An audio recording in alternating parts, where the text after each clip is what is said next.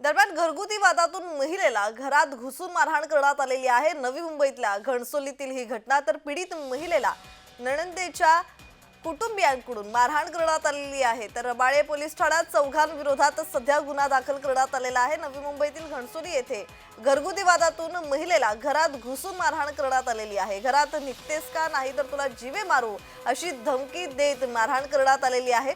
तर रबाळे पोलीस ठाण्यात मारहाण करणाऱ्या चौघांविरोधात सध्या गुन्हा दाखल करण्यात आला आहे। तर मारहाणीचा हाच व्हिडिओ समाज माध्यमांवर व्हायरल झाल्याचंही पाहायला मिळत आहे। नवी मुंबईतून ही धक्कादायक बातमी समोर येते। घरगुती वादातून महिलेला घरात घुसून मारहाण करण्यात आली आहे।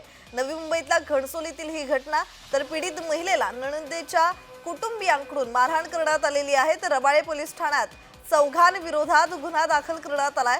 नवी मुंबईतील घणसोली येथे घरगुती वादातून महिलेला घरात घुसून मारहाण करण्यात आलेली आहे आणि याचा व्हिडिओ समाज माध्यमांवर व्हायरल होतोय।